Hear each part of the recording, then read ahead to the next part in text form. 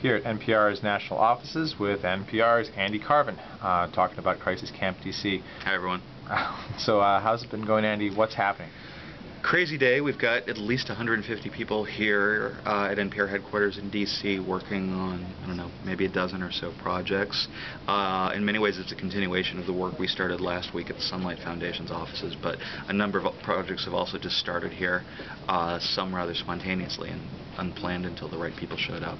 Meanwhile, we've got camps in at least a dozen other cities starting all over the U.S. and one in South America, too. So added up, and we've got hundreds upon hundreds of people who are working on a variety of projects that are, I think, really beginning to make a difference. How does this fit into the overall history of crisis response online? Well, you know, the first time I really thought about this issue was 15 years ago last week when the Kobe earthquake happened in Japan.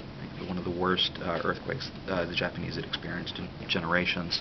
And I was on a number of email lists back then where people were eager to find ways to help out. But, you know, in the mid-90s, there really weren't many ways you could utilize the internet to really get involved. You had to do the traditional things. You had to go give blood at your local Red Cross station, and you know, who's to say if that blood would ever go to Japan? Still serving a great purpose, but not necessarily the one you intended to serve. Same thing with donations. You could call a 1-800 number and give money, which was absolutely wonderful, but that was essentially the extent of what you could do back then.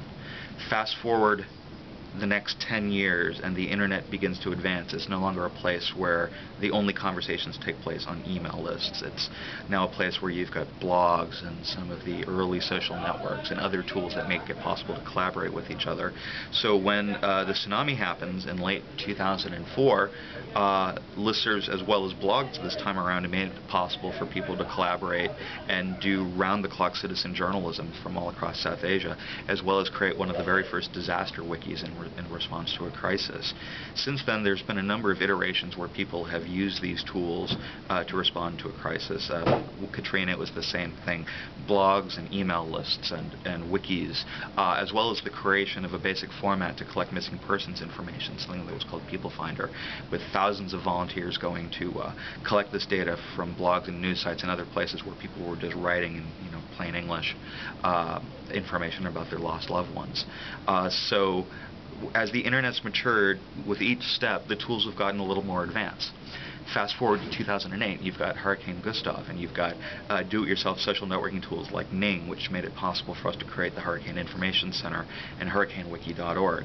That was one of the first disasters where volunteers banded together to create Google Maps with data layers that were relevant to people trying to find information about what was going on in the hurricane zone.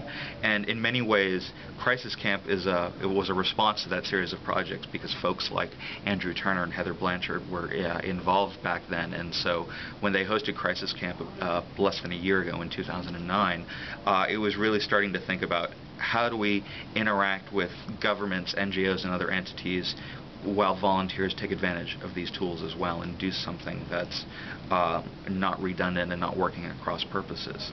And so when the earthquake hit, all of these things suddenly added up. You had the use of social media, the use of Twitter, you had advancements in the ability to use online maps, especially OpenStreetMap. The folks at Google revived People Finder to create an API that made it possible to collect missing persons data from all sorts of different websites. And now Crisis Camp, rather than being a planned event to just bring people together, these crisis camps are popping up all over the place in direct response to Haiti, with more than a dozen of them happening today and well over a dozen projects being generated because of it. So, you know, each step of the way gets a little more advanced, but it's really extraordinary how far we've gotten in such a little period of time. How important is it that Google adopted that standard and that API? How useful is that Android application going to be going forward? I think it's tremendously important. The original People Finder format was developed because it took the International Red Cross about 4 days to deploy their missing persons database after Katrina. And so you had all sorts of blogs and news websites and other places on the internet, in a very well-intentioned way, started offering people a place to share information about missing people. It's well-intentioned, but it also meant the data was spread all over the place, and it was totally unstructured in a way that wouldn't be useful for the Red Cross. So when those volunteers got together to create People Finder, they created what they called People Finder Interchange Format, or PFIF, which essentially mimicked the Red Cross missing persons data structure. So several thousand volunteers could crawl all of these websites manually and enter them into the format so this information could all be collected. And so soon after the earthquake happened and the folks at Google started talking about having their own missing persons widget, I and some other people started talking about reviving People Finder, talking about how it was used in the context in which it was created. And as it turns out, one of the key developers of the People Finder interchange format works at Google now. So next thing you know, the people at Google have decided not only are we going to use this as the format for collecting missing persons information and distributing it through our widget, we're going to create an API for it. Now, for those of you who aren't familiar with an API, it's basically a set of rules, almost like a language that allow different tools to talk to each other. So if, for example, take a news website like CNN iReport or the Miami Herald. They had unstructured collections of missing persons information, but now that Google has this API, if they can have a basic form that allows people to submit missing persons information, Google will be able to collect it in appropriate ways, even if it's being stored on the local news site's database, because those two systems can talk to each other. So it's gone from just being a standard format for people to structure data to systems that actually talk to each other and widgets that can be placed anywhere on any website. And you know, from my personal perspective, if that was the only thing we accomplished in this project, it would have been a success. And that's one of just a dozen projects that have taken place over the last 2 weeks. Thank you, Andy. Thanks.